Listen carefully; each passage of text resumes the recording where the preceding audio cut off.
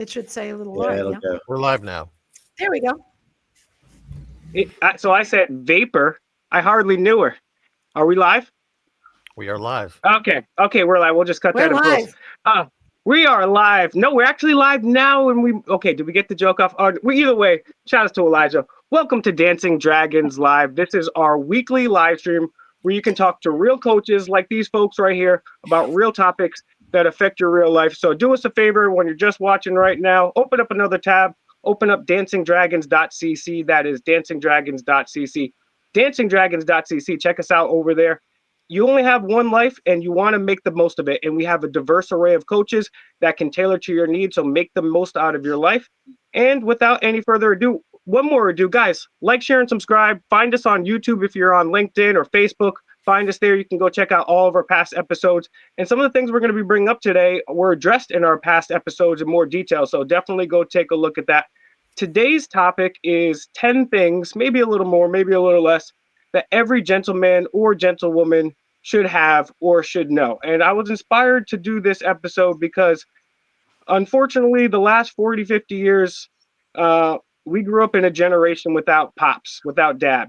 So dad wasn't there to show us how to shave, to show us how to throw a right cross, to tell us how to approach a girl. Not that my dad would have helped any in that anyways, but to do all those things that a man or a woman needs to do. So I'm obviously going to be coming from the male perspective, but and welcome to all of our coaches for joining. Thank you guys for joining. But let's kick it off with Rona today. In your opinion, do you think, if you want to start from the gentleman side or maybe the female side, what are a few things maybe that every gentleman or gentlewoman should have? I think you're muted, Coach Rona. Sorry, you guys just cut out for a second. So what I heard. All right, can you guys hear me? Am I smooth now? Because you guys were. It's better. You're always smooth, okay. And now we can hear you. You asked what things. I'm always smooth. So the question is, what do I think men are missing? So my question is, if you could about when it went off? The question is, hold on, Rona. I think Rona's going to have to leave and come back. But the question was, Rona, if you could put it in like a 2 or 3 piece haiku, just the meaning of life. No, the question. Can you hear me? Give me a test 1, 2, Rona. She's test a little 1, delayed. 2.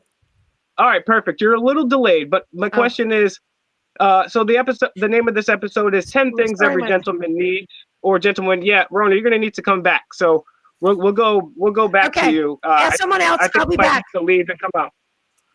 All right, Vincent, You're the only other gentleman here with me. So I'm not to assume, but what do you think? What are a few things, maybe the top things you think that every gentleman needs, sir? Well, I'm going to say this framing that I just celebrated my 34th wedding anniversary. So I'm hoping that there's been a good sense of a couple of things. Number one, laughter, partnership, respect, support.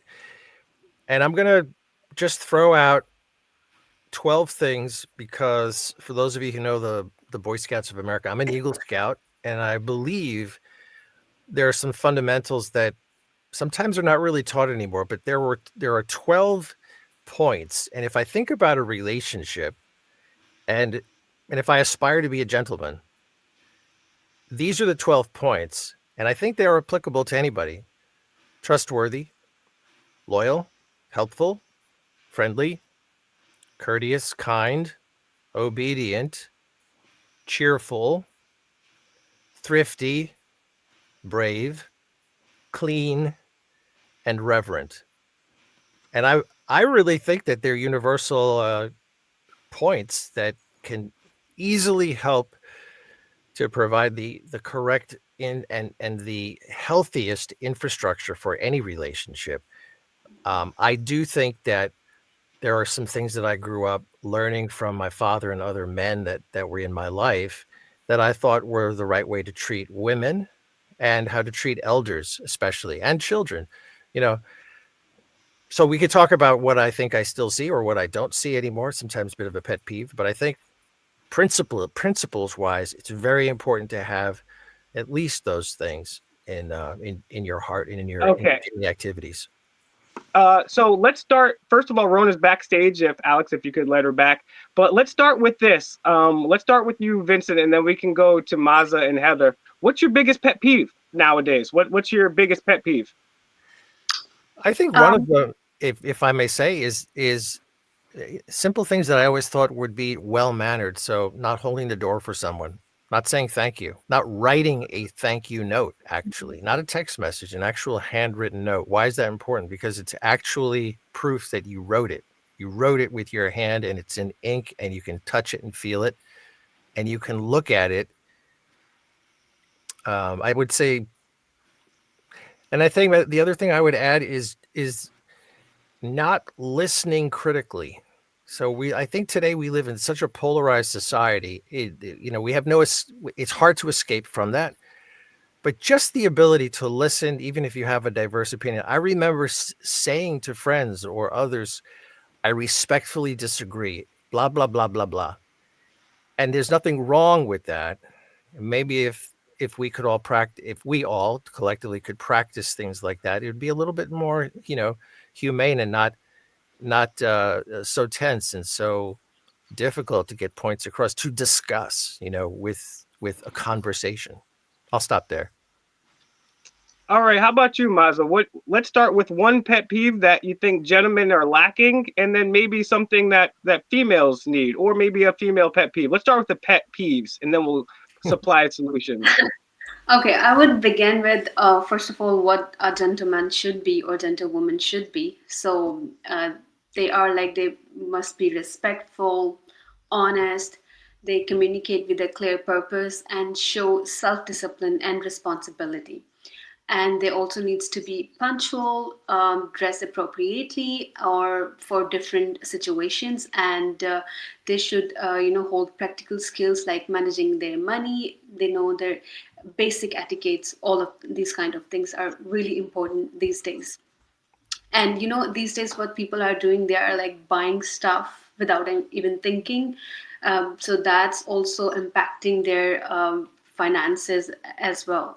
So I think these days we need to focus more on how we can be managing our finances, and not do shopping just because on social media everyone is like talking about something, so they need that. So we really need to focus on that, and we really need to cut down on those things, because having luxury things, that doesn't matter to anyone who care for Yeah. you. It matters if you are be respectful for others, and having manners and mannerism in general. Yeah. Do you have any particular pet peeves with the young men or women of today's age? I think running towards like social media too much, and you know, a fear of being judged by other, not having something which other people are showing on social media, like something like that. Gotcha. Yeah, I hate their stupid ass broccoli haircuts. They look dumb. I wish they'd clean up the broccoli haircuts. And this is why and then this is a controversial take. There's actually some coaches that maybe even on this panel that wouldn't agree with me, but I tell men, especially to counteract inflation, you should be working 60 hours a week until you get ahead of the curve. Men are supposed to be protectors and providers, and you cannot provide even for yourself on 40 hours a week. And that's why I'm able to do some of the things that Maza mentioned. I was able to get that Ninja Turtles comforter for the bed. Now, granted, females won't come over, but it looks awesome with Raphael there. I feel really protected. All right, Coach Right. Rona. Before we get to Heather, what is your pet peeve nowadays with men or women, as far as what this generation is lacking, and maybe some things that they could do to kind of counteract those? The first thing is for men, if you're going to take a girl out, if you're going to have a conversation with her, number one, well, my worst thing, mansplaining. And see, ladies, yeah. You ladies, I'm sure you're educated. You're a doctor, Heather.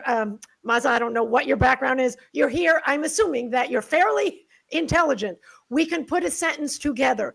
do not come back at me and say, well, what I think you meant was, or, just speak to me like I'm 5 years old. Just because I clean up nice doesn't mean I'm an idiot, because I will crush you every time, and you want to underestimate me? Do so at your peril.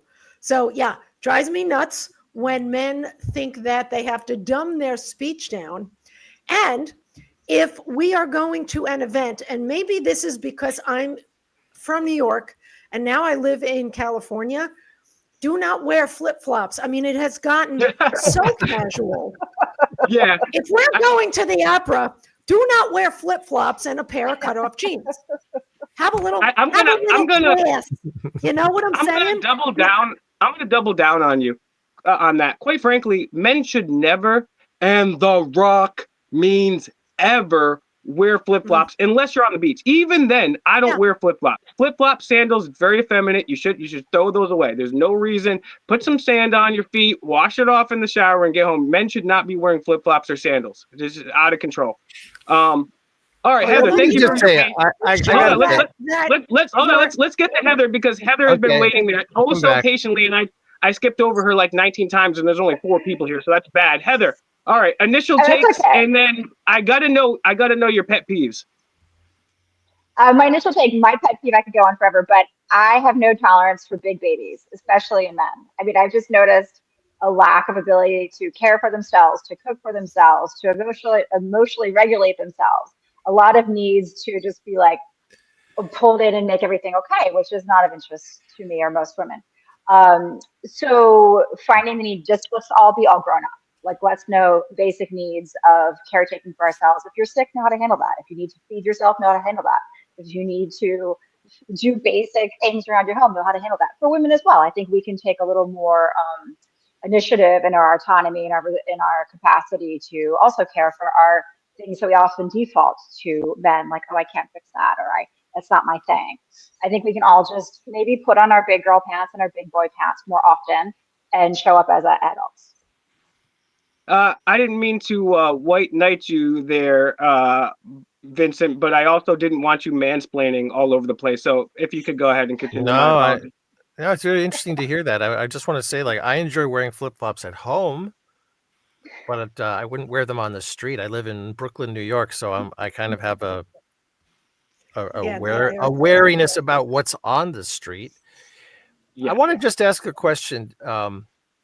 Are we focusing this topic on a certain range of age, or are we, broadening this topic across the board? Because I know there might be some generational aspects to what, if we say what a gentleman should know, what a gentlewoman, should know, or are we focusing? There are absolutely no restrictions on this, because a gentleman and a gentlewoman, they are going to be. I mean, this is stuff that you should know from 13 years on old up. So agreed. So then I have a question. How do you all feel about? Maza, you said something about social media. I think we should spend some time just talking about the impact of social media on relationships. So I guess another pet peeve, just to say, is when you see people together, or you're with people and people just have their smartphone out and they just constantly look at it, stare at it, and don't have the confidence or care to put it away. 100% agree. And listen, and is there anything more depressing, and I'll just say this, than walking by and seeing, a couple or a family or a group of people, everybody's got a blue screen glowing their face, and no one is their heads are not even up looking around. They're just waiting for food to come, and then they're eating their food. And that's not something I grew up with. And my goodness, I really think have we lost the art of communication? Just to respectfully counter you, a lot of times I'll be on a date and I'll have to be on my phone. I'll be on my 4th leg of my parlay. I'll be editing my mixtape. And I think those are important things that every millennial should have. Okay, that's a joke. Nobody got it. All right. I got it right away. But all respect to you guys because you thought it might have a mixtape. You might have to drop a mixtape just because they were so believing that right there. They're like, oh, you got a mixtape? Let me save that for later. I wasn't No, and- believing that. I was going to actually say, a young man, because you're younger than I am. I was like, we need to talk about the fact that you're doing work if you're on a date with someone because that person is not getting the attention she needs or he needs. Yeah, I think well, as long I as would you say, say I have something I need to, like if you explain it, if I'm with someone and they explain to me, I'm It's going an to have my urgency. phone out because I need to have attention to this or attention to that. That's okay with me. There's a reason there versus Yeah. just scrolling or being inattentive. yeah, Yeah. I totally agree You with want you, the other Benson. person to be present. Yeah, I Sorry, mean, Coach. honestly, no, honestly, I that's the way it should be. First of all, I should say, hey, man, if you want to go on dates, that's fine. If you want to get in relationships, don't do it. But if you're on a date, you should keep your phone, and I would say up, actually, too, unless you're, and I would shut your notifications off so the other person can't see what you're doing. But put your phone up, have it in there, or keep it in your pocket, and enjoy that time with somebody. And especially, regardless if it's a date, it's a business meeting, if it's just you and your friends, like even if you're just chilling with your friends, obviously sometimes you can have your phone out and be doing stuff, but it's like be present to where you are. Otherwise, why are you even there? So that's something that's really important too. And I think there's a lot of things that this modern generation. One of the things I didn't even have written down was, and I think it's also very important, is accepting feedback. I was managing a retail store 6 or 7 years ago, and I had a assistant manager, and he was a millennial, great kid, super sweet guy, wouldn't hurt a fly. And I've always been a good boss. I'm always positive. I'm always on time with the ice black coffee, and I'm ready to like rock stuff. But I'm never yelling at anybody either, unless I mean if there's a hard conversation that needs to be had. Obviously, you need to have those. But when morale's up, sales are up. So it's important to do that. So I always treat people with respect. And I was like, hey, I'm gonna rearrange some of the stuff out here. I have some of the boxes in the back. If you could reorganize them, then we can get ahead of things for the weekend. And his face turned bright red. And I didn't say anything mean to him at all. And he was like overcome with anxiety. And so just being able to accept criticism, because a lot of the times when someone's criticizing you, they're actually trying to kind of take you under the wing and help you out, because the fact that someone's doing that shows that, hey, you don't even necessarily have to do that. All right, but I want to get some feedback on some of my other pieces here. These are a few of the things that I think every gentleman should be able to do. One, you should have a timepiece. You should obviously, and I don't think it should be a smartwatch either. I think every gentleman should have a timepiece, something fancy and nice like that. You should have at least 3 suits, and you can get a white shirt, a blue shirt, a couple striped shirts, a few ties, and you can have yourself a suit. We've already talked about the halo effect psychologically, and you want that for business. You want that for dates. You can dress it down with dark jeans and sport coats. Perfect. You're on a date. Should have a signature scent. You don't have to go out there and spend thousands of dollars. I mean, myself, I'm a guy that loves fragrances, but sometimes I'll buy the $8 knockoff and not pay $400, right? And there's my personal favorite scent is Chrome. It's very inexpensive, but it smells awesome.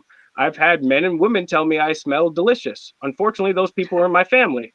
So that was weird. But those are things that you need to do. A couple other things. You need to know how to change your oil, how to fix your tire. The cool thing is we live in a democratizing time where we have the sum of all human imagination and knowledge at our fingertips. So I didn't know how to tie a tie back in the day. I went on YouTube, learned how to tie a tie. There's a few different things. That's another thing. Tie a tie. You should be able to start a fire as a man, even if you just have those implements with you. Have something with you. You should be able to be able to start a fire. You should be able to tell a joke as a man. All humor is misdirection for the most part. Right? There's some suffering mixed in there and some unexpectedness, but it's really just misdirection. So there's even YouTube videos how to tell a joke. You should be in the gym. You don't have to be a gym rat, but you should be taking care of yourself. You should be healthy. You should know CPR, basic CPR, life-saving stuff. You should know how to throw a spiral with the football. You should know how to hit a baseball, and you should know how to play basketball, right? And then the only other couple things here, 3 last ones that I think are very important. Should be able to give a speech, and there are people that talk about that. Obviously, you start with the opening, start with the hook, give your 3 main points there, and then end it, tie it all back together. And then you should be able to defend yourself and the people that you are with or die trying. So there's many ways that you can find things online. One of my favorite personal things, and you can look up all sorts of martial arts and stuff. But there's a channel, a show on the History Channel called Human Weapon, where these two American guys, one short dude, one fat dude, and they go across the entire world and they learn different martial arts for like 2 weeks. And at the end of the show, one of those guys has to fight a master in it. And it's teaching you and breaking you down all the basic techniques. So you watch that show a few times while you're just sitting on the couch eating potato chips, you're going to learn something. And the last thing is, all gentlemen and all people for that matter should know how to make a logical argument. Nowadays we just talk and say certain things, but we don't know how to make a logical argument, and so many people's feels are wrapped in it. So those are some general things. What do you guys think about those things? Would you subtract? Would you add anything to that? I would. I would. Go ahead. I Okay, really you like can go all of ahead. those. I think it's great. I think they're pretty externally oriented, though. I think maybe adding a little bit of like internal mastery would be helpful. Like we've mentioned anxiety and things like that. I think it'll be helpful for men and women to really master their own inner well-being as well. How do you handle anxiety? How do you handle insecurity? How do you handle fear? But in terms of like being showing up in the world, I like your list a lot. I'm going Would to you add to give that. any? Go ahead, Will. Go ahead, Heather. I was just going to say, and then Rona, I guess the same question to you too. And then if we could get Maz's take, any recommendations on kind of getting control of because that's something that it's a big thing and people don't necessarily know how to go about tackling that. Kind of get Well, your. I'm a teacher and practitioner of mindfulness and meditation for decades and yoga. So I think mindfulness is the key to everyone's life, honestly. If you can meditate and learn how to sit with yourself and learn how to sit with your thoughts and your feelings, then life is going to be a lot easier. Not easier, but a lot more possible to be part of. Yeah, totally agree. Go ahead, Rhoda. Sorry for interrupting. No, not at all. So I'm going to add to what Dr. Heather was saying. Two skills that I think men really need to work on are emotional intelligence and critical thinking skills, because they, and I think this is a universal thing when they are not aware, to your point, Heather. We tend to think, editorially speaking, that everyone thinks like us. And if we don't listen, to your point, Vincent, active listening is the hardest thing that anyone can do. And when we realize that not everyone thinks like us, and perhaps someone else has a different opinion, and if we would stay open, I work with purposeful and attuned play, and it's being in that beginner mindset, that childlike mindset, where this is going to be an adventure as opposed to I'm going to judge you. When you're in an adult mind, we hate to be judged, and we judge all the time. So if you can go in, you're with someone that perhaps you might like to spend more time with, be open, get to know them and enjoy the differences. Not, are they just exactly, they're not the greatest athlete in the world. You know what? They can't match their tie and their shirt. So I can't, those things can be taught. And it's, what's their heart? Are they paying attention to what I am saying? And can they regulate their emotions? Do they ask questions? That's another thing. Men who keep talking about themselves and never ask one single question about me. So that's my story. I'm sticking to it. Yeah. Maza, you're up. Right. So I would like to add that we should talk about social intelligence too. Like, for example, from women's perspective, women are like highly attuned to social fineness. They notice social intelligence quickly because it's tied to safety and compatibility as well. So women, they notice how you treat your friends, how you act around strangers, whether you hog conversations, whether you can read the room. So men with strong social intelligence, they feel like charming, confident, they are emotionally aware, they are adaptable, and that's how if you have like social intelligence, that's how women can be attracted towards you too.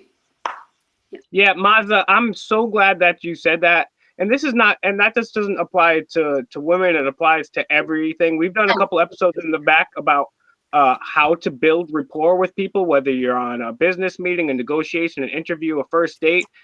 These are all, I mean, like that's really what this, I mean, and especially for today's generation, like I'm talking specifically to Coach Rona and my Yeah. Gen Z Gen demographic Z, here. right? We grew up. Me and Rona were twins, and we had a PlayStation 5 and a flat screen in the womb. So we were He used to grew up. get I had so 7 mad when I tablets. would beat him. Yeah. I had iPhone 9. So we grew up on these tablets. So unfortunately, this generation doesn't have any soft skills, and it takes that awareness to develop those skills. And I think that's so important because you're right. I mean, just being on a date with a woman and you don't know what's going on, the man should be like, you know, where are the exits? When should I say this? And like, should I say this joke here in front of her mom or her friend? And just having that social tact that people are definitely lacking. And another thing that I think is important too. I want to speak on 2 other things too: confidence and hygiene. Right? I mean, hygiene Oh, shouldn't yeah. be something that we have to talk about, but I mean, with a lot of men, it's bad. I mean, even women, some women is pretty bad. I mean, I remember the year that all the girls were wearing those, bringing up the flip flops, those Old Navy flip flops, and then we were beautiful hair, nicely done. They'll have a sundress on, and then they'll have these white flip flops from Old Navy with like black marks in them. Absolutely disgusting. So yeah, I mean, basic hygiene, but it's obviously especially with men, right? Like you should be showering every day, have a fragrance with you. Me personally, I mean, hot take, people are going to clip this up on the internet. That's fine. I don't wear deodorant. You don't need deodorant, right? If I get hot and sweaty, I'm going to take a shower, right? I don't need to be clogging up all the toxins that are supposed to be coming out of my body. If you're going to work and you're not digging ditches, then cool. And then you can relax afterwards. But you should be doing those things. And even more importantly, all of that social awareness can come from confidence. And confidence is a choice. Confidence is a choice, right? And there are ways to develop that confidence. We'll kind of talk about that in future episodes, and maybe you guys want to give us some hints. But Vincent, what's your take on everything that's been said thus far? There's quite a lot that this is making me think of. Just based on what you said right now, there can be cultural differences in the way that people dress and how they may align their hygiene at times. I've been in situations where sometimes you have to have what people define as the difficult conversation with someone, which means you need to pull someone aside and say, look, I need to speak to you about a couple of things. There's been a few comments made about the following. And if it's hygiene related, it's a difficult conversation. A lot of people don't want to even broach the subject, but they're potentially suffering from the ill effects of it. So I think if we come back to the title, being a gentleman, a gentlewoman means sometimes you have to have a kindness to the way that you speak to someone about what you observe might be something that is limiting this other person or influencing in a negative way some of the things that they're doing. Like, what if they just, you mentioned, deodorant, no, this, that, or the other. It may not be that they have deodorant. It might be that it's bacteria that's causing that smell. And so, there's, without getting too medical about these things, if somebody's wearing a suit and the job requires formal wear, but they're wearing white socks with formal shoes, and their pants are not low enough, and you see that depending on the style, you have to take a lot of these things into consideration. I would always try to aim for respectful feedback, not aggressive and not embarrassing. There's a kindness to speaking and listening and saying, are you aware? And there's been cases, and I've had this conversation with others when I was asked to have difficult conversations because nobody wanted to. And once the awkwardness was past, the person on the receiving end was grateful that somebody pointed something out. They were horrified that nobody had spoken later. And it was like, oh, I thought it was because I said something wrong or this or that. That's just, one of the things. I'm just, in all of what I've heard, how we treat each other, and what kind of levels of respect do we offer to each other, just in a general sense? Do we greet with a smile, or do we keep our heads down? Depending on where you come from, here in New York City, there's a grittiness, there's sometimes a gruffness. I've heard from people who've visited the city, and they talk about that, and then they'll say, all right, I can give you an example. I had a friend who was from the Midwest, kind of complained about, you New Yorkers never say hello to you, this or that. I brought him to a restaurant where he was waited on hand and foot by an older woman who was like the mama of the restaurant, hand and foot.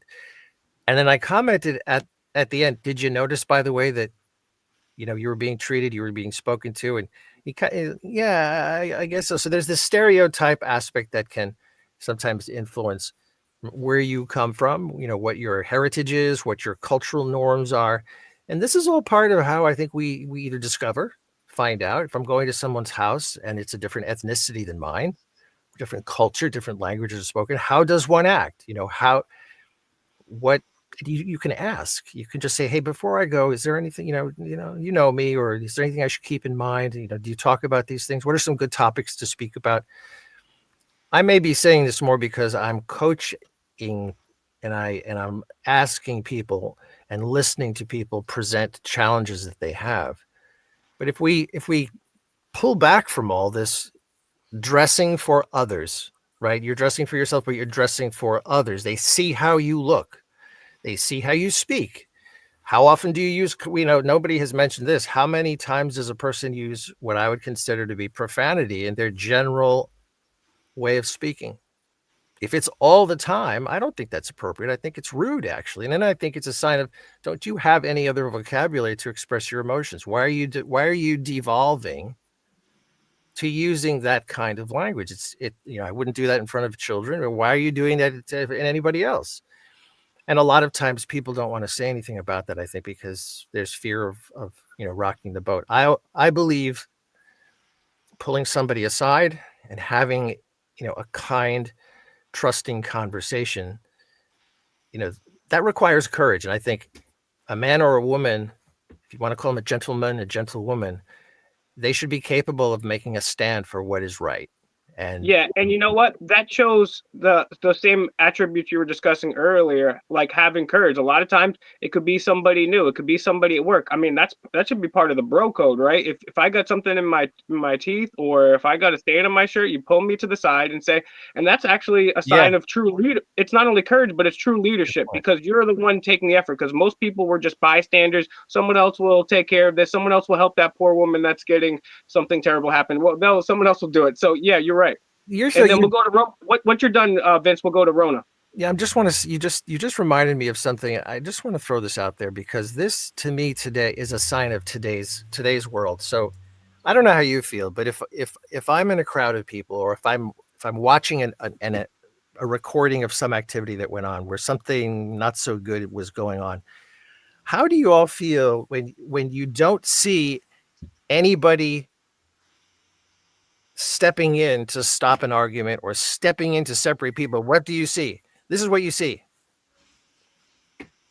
World Star. No, that's just the height of coldness to me. I'd rather film it because I'm afraid to get involved or to pull people apart or say that's enough. We do see people doing that. Is this the decline of the Good Samaritan? I don't know, but the fact that people would rather look and record and, my goodness, in some cases laugh, and it's like it's sad to see that, because I think that's a decline in it's sort of like the mores of the community and the society that we have. If we allow that kind of thing to go on, what's to prevent it from happening again or getting worse? So I don't care who you are, but as a man, I think men have an obligation to step in. And if you see something wrong going on, whether it's, destruction of property, or if you see somebody, abusing somebody, slapping somebody around, like, you just watch and just wait for someone else to step in, hope it goes away.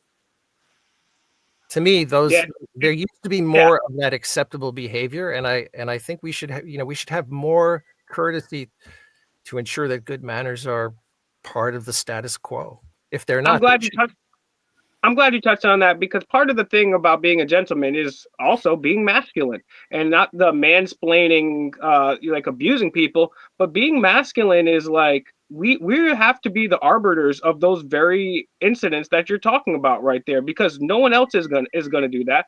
Police don't police solve 2% of major crimes according to a 50-year study of police's own data, right? And they steal more than the thieves, right? They domestically abuse more than the domestic abusers, right? So as a man, if you want the society to be good just selfishly for yourself and your offspring, you have to take a stand when those things happen because I mean otherwise there's nobody else that's going to do it. The police are not going to do it, right? So that's just a side rant there.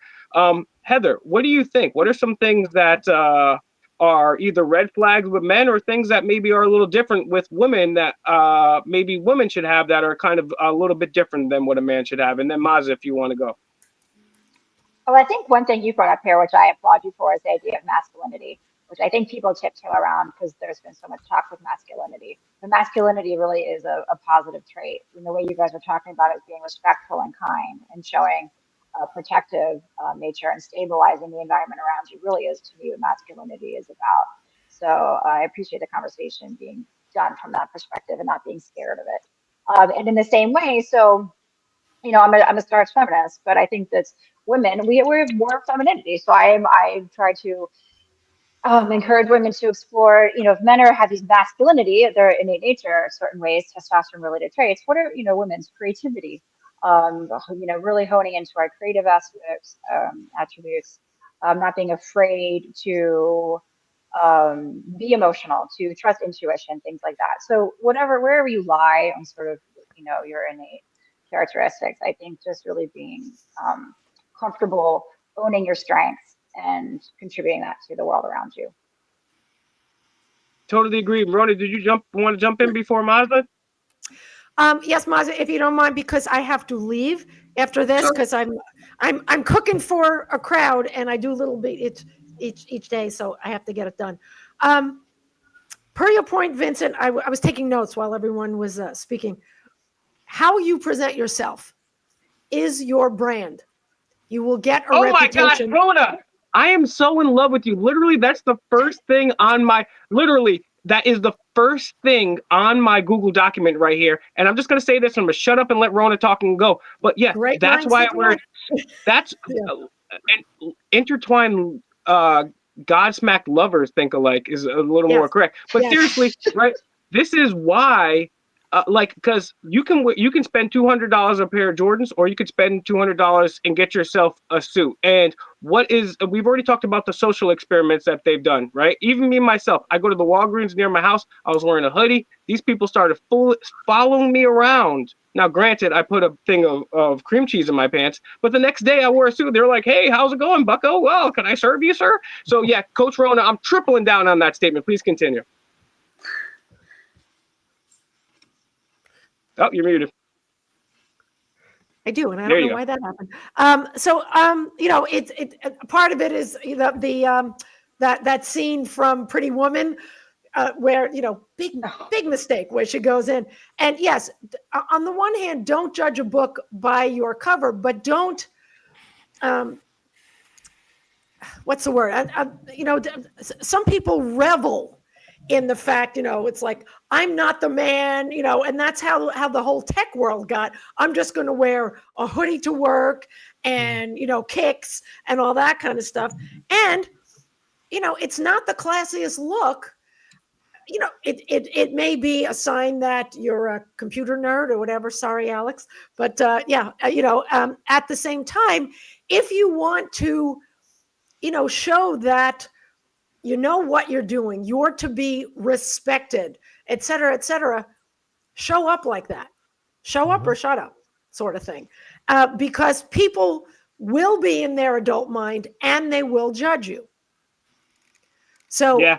it's a thing. Every time I get up and do a keynote, do a workshop, facilitate anything, I am in a dress and heels.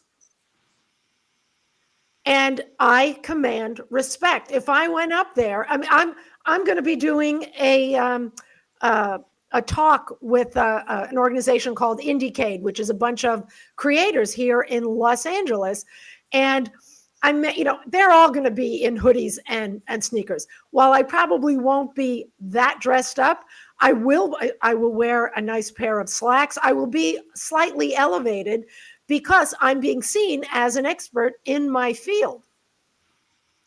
So that's my brand. People will, and they also know that, we're on a fairly serious, you guys, for those of you who know me, I'm pretty wacky. That's also my brand. Yeah, and they and that's also what know that, go ahead. Well, one thing that everyone needs to kind of figure out. Some people, it's going to be a little different for every person what your personal brand is, but always presenting yourself well is something that is classic and timeless. Just we live in a world, I'm sorry, I'm going to get to you, Maza, but we live in a world where all the men out here are ultra feminine, right? They know more about Marvel characters and Tom Brady stats than their own things. First of all, you have to get your own life, right? I believe every human being on this planet has at least one amazing quality about them that they could take and turn into something. It could turn into a business. It could turn into a family. It could turn into a nonprofit, right? It could turn into a cool idea that takes over society. And you need to hone in on what that is. And I mean, literally, just by like, if you're a man and you throw on a suit and you start going to the gym and you start thinking about like how you approach people, how to be charismatic. One of my favorite YouTube channels, I watch every single one of their videos a million times.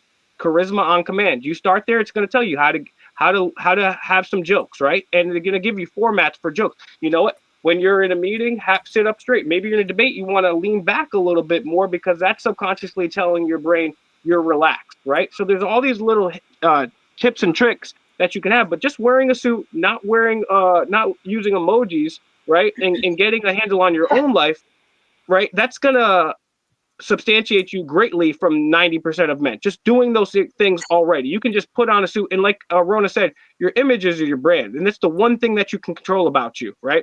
So I would say look sharp whenever you can. Maza, what do you think about all that? And more importantly, should men use emojis? I say no. It depends. It's very subjective, All right, but what do you think about what I had to say, even though you're wrong about emojis?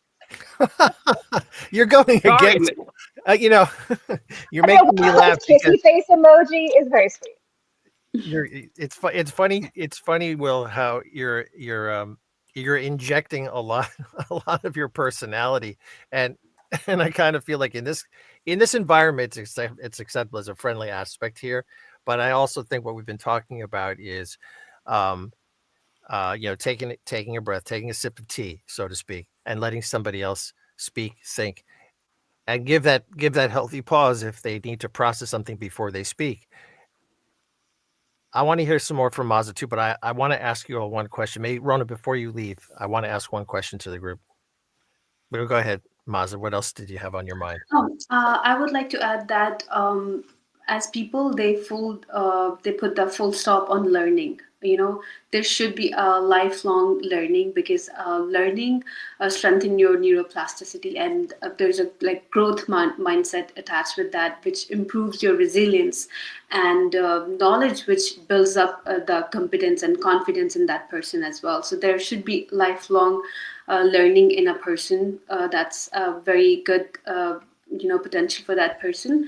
And also we also talk about etiquettes, but we should also have modern etiquette in a person, like manners which activate a positive social reaction in a person, and punctuality that increases their impression of reliability of that person, and consistent politeness with other people. As we already mentioned about having your phone over here when you're sitting with other people, we should not do that. A gentleman or a gentlewoman should not do that.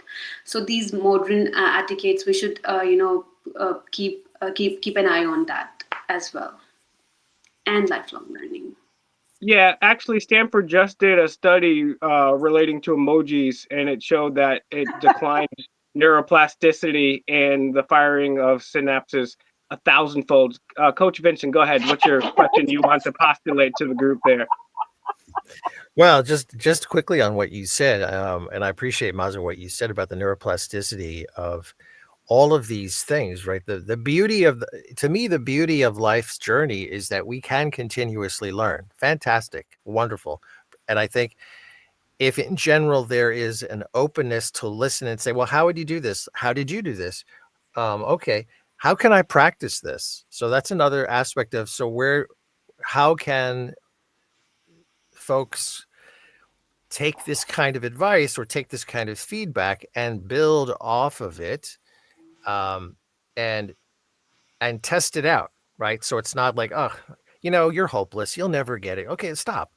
Why don't is there a way that one can role play this without turning it into a session or something, whether it's friends or if it's professional? I think you could probably invite certain exercises that way. But the question that I've been thinking about a lot is, what is to be done going forward for young people who are growing up with technology from day one? There's a lot of studies out now. Probably the most popular person, if you've heard Jonathan Haidt talk about The Anxious Generation, his book, and just sort of the statistics that are pointing out not only the horrors, but if you're of a certain age, you didn't grow up with any kind of smart device. You went out and played. You learned the rules of the game. Sometimes you had to fight. Sometimes you had to bicker. Sometimes you had to debate. You had to learn. You had to learn about risk. If I was playing in the street, whether it was whatever game, I had to someone yell out "car coming," everyone pulls to the side. It's amazing how that aspect, many of these aspects, have been lost. So now I think a big question is, if we're pointing out how a gentleman should be, okay, a gentleman, that signifies an adult. But I also recognize when I was a boy, there were you're gonna laugh. I remember there was a book we had. It was like the Book of Manners.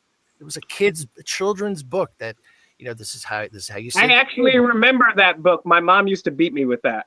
Okay, well, that's one way of absorbing a book, but we could talk about other ways. But think about where are young children getting their examples of the manners and the ways and the etiquette that Maza talked about, and the ability to listen or to be a little bit empathetic, depending on who your role models are, where besides family and school, what other kind of institutions, whether it's sports, whether it's things like a scouting program or other kind of extracurriculars, are those the catch-alls to promote these kinds of seeds that get planted to then develop? Now, if not, then to me that's a danger, because can you blame somebody young who never learned some of these things? So they just don't know. You can complain about it. What are some ways that tactically or strategically we can make sure that various ages in life are maybe getting this kind of feedback, but we're also taking care of the future generations who may not see this emphasized as much? I think you have to put something in the water. Go ahead, Coach Rona. I'm going to let you go because you got to go. Yeah. There are actual young gentlemen organizations across the country because I know someone who runs one here in LA, where they even take kids who are in the hood and show them what it's like to be a little bit different, that you don't have to be a tough guy sort of thing and dress, with your jeans in the middle of your butt and all that there is a better way that will allow them to better themselves should they want to. And I also think it's the parents have to be aware and not just do what's easy. Here's a in our day, Vincent, sit in front of the TV. Now it's here, I don't want to have to bother with you. Take a phone. They're not taught to be present. They do not know how to have a conversation. They are scared to death of any kind of what they consider confrontation, which is why now you get the Gen Z stare. It's just they have no idea what to say or what to do, so they don't do anything. And that's based on fear. Yeah. Yeah, and we I have the to, you best know, so the that's best my way to story. overcome fear is, well, my personal favorite is having a common enemy. And I suggest Carrot Top, but it's having self confidence and working your way up Maslow's hierarchy, right? I mean, we actually did an entire episode if that's a real thing or not, but just to, for an example, we got about 10 minutes left. What do you guys think, Mazlo? Do you have an answer to that solution there? I'm gonna And go. then okay, bye, Bye, guys. Rona. Thank you for joining. Thank you. See you, Thanks, Rona. ladies. Bye. Bye, Rona. bye. So yeah, Mazo, what's your take on that? Any solutions? And then we'll come back around to each one of our panelists here, and we'll get some final thoughts on just about anything too. But what do you think? Any solutions? How do we do it? I think all these channels like they should have or they should come up with some sort of content where they teach kids or young people about these all the mannerism and everything. Um, I don't see those kind of things anymore on TV, like where they have like science related things where they are teaching kids mostly about that. Usually I saw those things when I was kid. So there were some channels they have those kind of things like science experiments and this and that on the TV. We saw that, but these days as kids they are more on YouTube and everything. So I think they should come up with something like this where they have a regular like every day 15 minutes on this so that kids they can learn about this. Yeah, that's about it. Yeah, and I mean, you could even like, share, and subscribe to Dancing Dragons Live right now. Dancing Dragons Live. That's what we do every Monday. We put you guys on to games. So yeah, check us out. Coach Heather, what do you think? Any solutions you have for us here? I mean, for me, it all comes down to really finding your own authenticity and self-confidence, which we've mentioned a lot before. So, and talking about being your own brand, it rides this line about being, kind of performative or being too dependent on what you think other people think of you, or even conforming in terms of manners. So I think that I bristle against. Like, don't be what you think others need you to be. Don't be what society tells you to be. Be you. And if you has taken a lot of work and growth, ultimately that you who loves themselves and has compassion for themselves and respect for themselves will show those traits to others. And that will show up in a way that you present yourself with respect for yourself. So I think there's a balance here of being really authentic, nonconformist, and then showing up as who you are. So the more we work internally, the more our external behavior and presentation will be successful.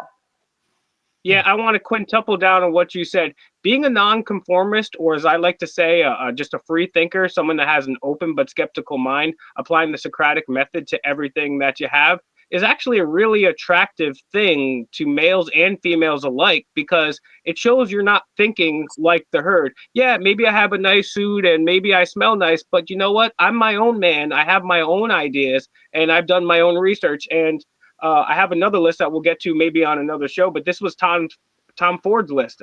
Sense of humor, daily read of a newspaper, right? And then also having the information so you can think for yourself. And so being a conformist is bad. There are certain general rules, right? Like even when you brought up etiquette, Dr. Heather, I think that's like obviously, yeah, you don't want to look like a slob there, but when you're at the crib, I see this commercial everywhere. They're saying luxury napkins for eating at home. I'm like, bro, what demographic is that? That doesn't make no sense. But yeah, being a sheep and being a conformist is like a perfect way to never get a raise, never get a promotion, never get a date. So, and that's what I'm talking about earlier is all people, we have at least one, probably two qualities that we can harness. So to fall into that, right, and use that and kind of develop that.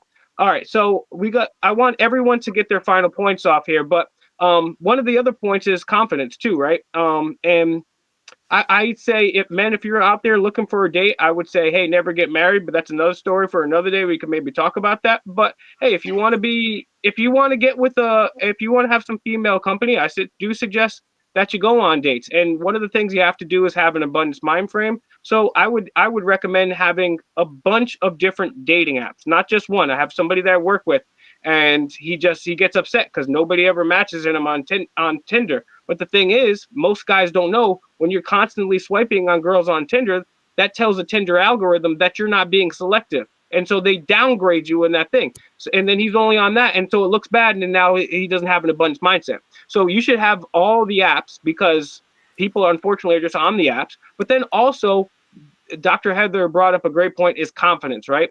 You need to be able to approach a woman in real life. It's so rare nowadays that like you need to be able to do that. And it does take some confidence. It's going to take some practice as well too. And keep in mind, you're getting all nervous, but then realize, oh, I'm getting all nervous because I want to go talk to a girl. But meanwhile, remember that thing is just left over in your body from like when saber-toothed tigers and woolly mammoths was chasing you.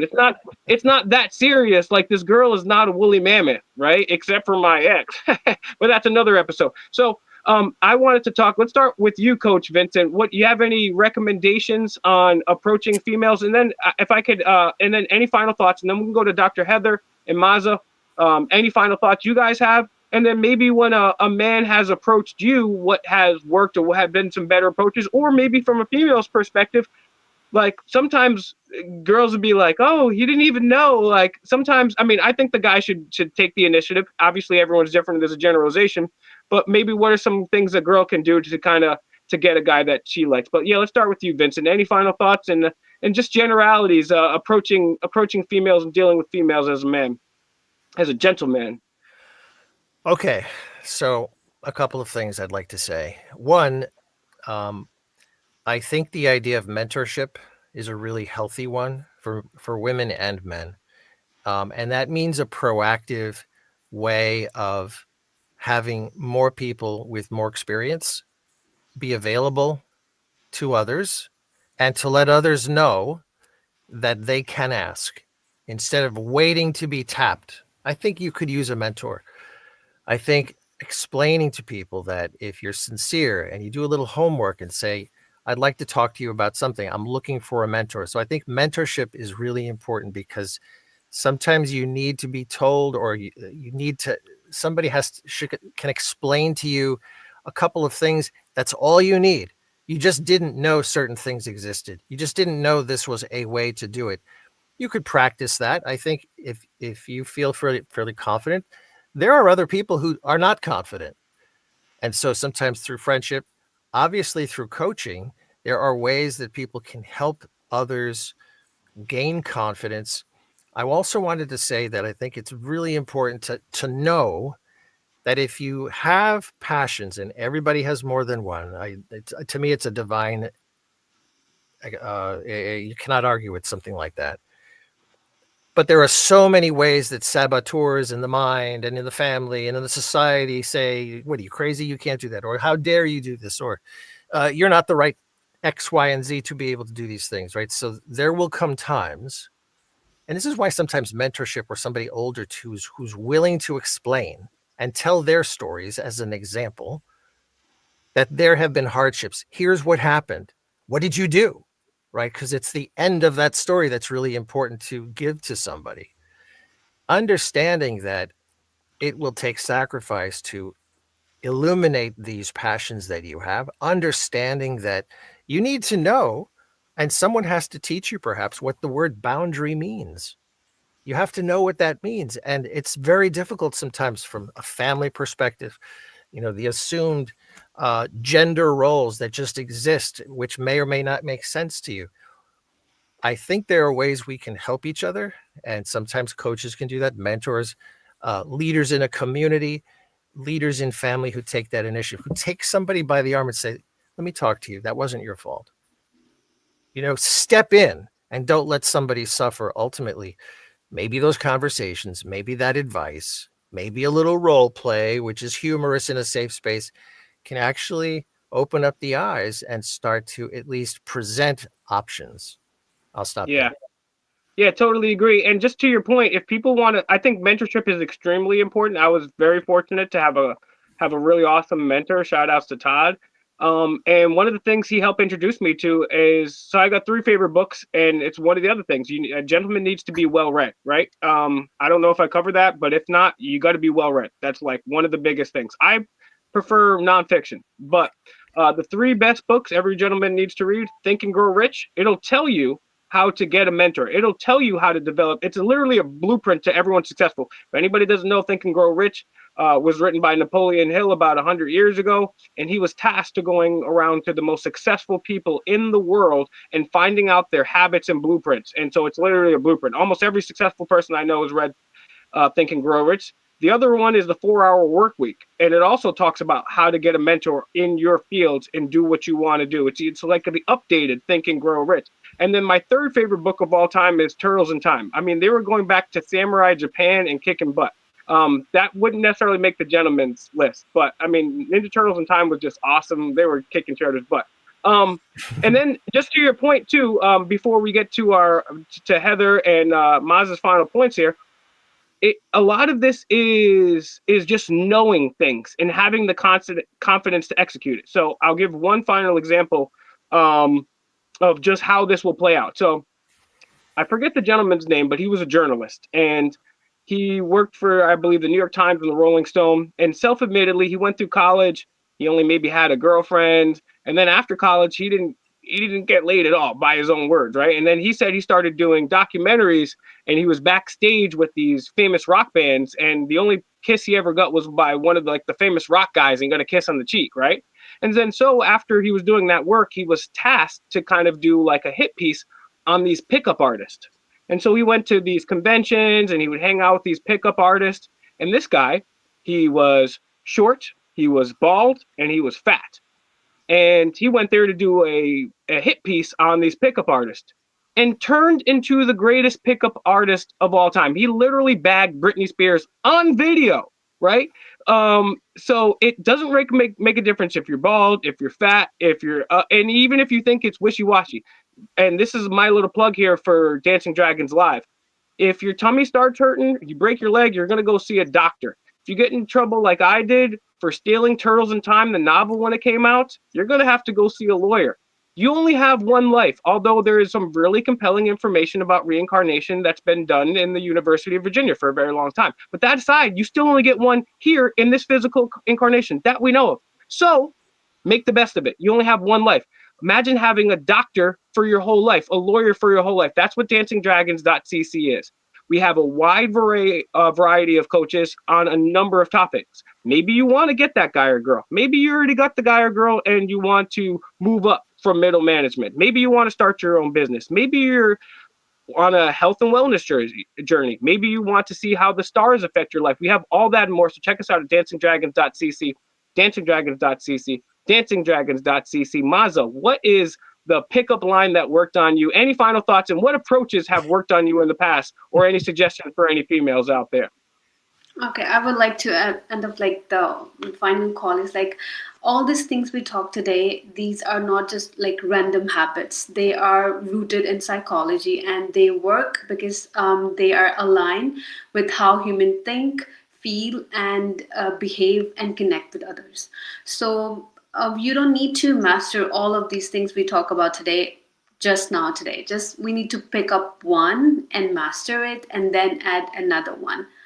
That's about it, and you'll become one really good gentleman or gentlewoman, but on a neurological level with all these psychological rooted habits. If you start doing or start picking up on those, one thing which works on me is like if someone is like being respectful, listening to you, and fully connected to you. Yeah. Well, it looks like it worked. It looks like you got a nice big ring on your finger. So congratulations to that. Thank you. To whoever that respectful man was. See, there's proof positive that it actually worked. How about you, Dr. Heather? Any final thoughts and ideas? Maybe a best approach that you've had, or ideas for a female? Maybe the guy's not big. Obviously, a female or any guy, girl, you want somebody with confidence in your mate, just in general as human beings.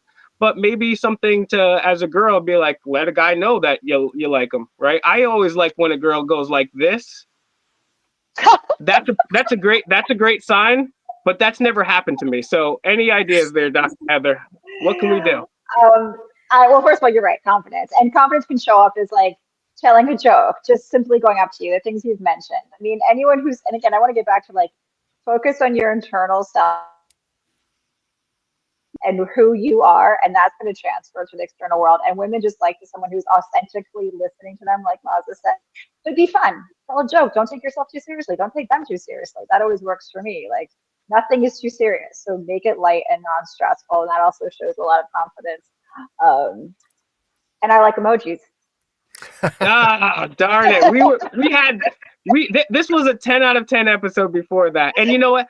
This actually expands upon my theory, because whether it's my female cousins or coworkers or any girl that I meet that's new, I always ask them, right? I always say, hey, because typically, and still to this day, men are the openers. Females are the marketers. They market themselves looking nice with a nice flowery dress on Instagram, or maybe they're sitting in the park reading a book with an umbrella and a picnic basket. They're the marketers, and men, we're the salesmen. We got to get in there and say, hey, look, I can get you into this right now for a thing. So that having been said, I always ask females, I'm like, all right, what are the best, worst, and craziest pickup lines you got? And they never answer. So stay tuned next week when Dr. Heather and Maza and Vince tells us all the best pickup lines and it's not really, I'm half joking, but you should never be using pickup lines. You should be authentic. We can kind of discuss that at a future episode. But yeah, I definitely want to thank everyone for joining, and thanks to Rona. Big shout outs to Coach Eli. And his Dallas Cowboys just defeated the heck out of those Eagles. Go Cowboys, go. Hopefully he watches this episode and as he burns in hell. Guys, thanks for joining Dancing Dragons Live. We're going to be right back at you 8:30 p.m. Eastern Standard Time ish next Monday, and be excellent to each other. See you later, folks. Bye all. Good to see you. Take care. Bye-bye. Yeah. We might just have to hang out for a sec until they kill the live, so don't say anything crazy. But anyways, I ended up meeting Bigfoot one day, and okay, are we done? Oh, it still says we're live, but okay, we're still here. All right, so I'll go with my Bigfoot story. Ooh, so I have a Sasquatch like fascination. Oh, that's Sash to you. I didn't know, but I just came back from Nam, and I was gunny on a helicopter. Okay, we need to. Hey, Alex, are you there, bro? Can you kill the live? Okay, let's give some free advice. All right, let's see what did I not get to. All right, let's see. Change your underwear every 6 months, right? Crisp cotton white shirts. You need black shoes. Let's see. Well cut dark suit. Perfect teeth. If you don't have them, save up and get them fixed. That's Tom Ford's list right there. Sense of humor, be well read, a sport that you're good at. That's what I said. He says tweezers. I'm surprised, quite frankly, tweezers made it into the top 15. But I get it. You know what's weird is because I'm an older man now. I guess I'm at the point in life where like you get hair growing out. What does tweezers mean? The nose. You mean grooming the? Yeah, okay. That's what that means. Okay. Okay. Oh, see, I would totally miss that because my ex used to grab those when we were about to make love. So I thought that was a whole different reason. Okay, I could do that too. Okay. Okay, Tom Ford's interesting. All right. It sounds like a top 10, top 20 list of, must do's, must never do's, or maybe a series of that. There's a lot of great anecdotal reminders and tips. We should do a whole things like that. We should do a whole episode on things that gentlemen don't do. Right? You don't even look at your friend's girlfriend, right? You don't. You're right. You don't talk. You don't talk shit behind your buddy's back, like. Yeah. Exactly. Honestly, yeah. All right. So, hey, Coach Alex, are you there? Because we're gonna, guys. All right. So, have you guys seen the new live stream that's like 30 days long, and it's just like a social experiment? And that's us now. So let's. It's like we're up in one of the space. No one can leave. We're all trapped. There's no way for you to. There's no way for you as the host to. I'm not the host. I'm like the host. I'm the MC, but I didn't create the stream. So Alex created the stream. It's like my mom. He brought us into this world, and he can take us out. So if we all leave, will it end, or it will still Yeah, why don't you guys just go anyways, and I will make weird faces. You guys are good. And yeah, Okay. I think if we all leave, it'll just end anyways. But yeah, thank you guys for Okay. your help, Thanks, and Brooke. Great I'll, to I'll talk see to you you. guys. I'll see you guys on the meeting Wednesday or Sunday, whenever. Have a great night. Very good. Good night, Great Heather. to meet Good you night, both. Rose. Take care. See ya. Bye. Bye-bye. All right, guys, it's just me now. All right, I'm gonna tell you some other things about how to be a man. You want to be a man? I'm gonna tell you how to be a man. This is a real deal right here. If you're to be a man or a free thinking individual, you cannot adhere to an ideology that you haven't fully researched for several years. I don't want anybody out here saying, "Hey, I'm a Democrat. Hey, I'm a Republican." No, you're not. You don't. I bet you 99% of these people can't tell me what their platform even stands for. I don't want to get into some. Oh, I'm a Scientologist, bro. You know you're not. You're not a Scientologist. But let me know in the comments, guys. What do you think was the best that we had, the best advice, and what do you think are some of the things we missed? Because we did have a lot of panelists here, and I'm sure we did miss a ton of things too. So what did we miss? Guys, like, share, and subscribe, and I'm leaving. So with this video may go on, but it will go on without me. Peace, guys.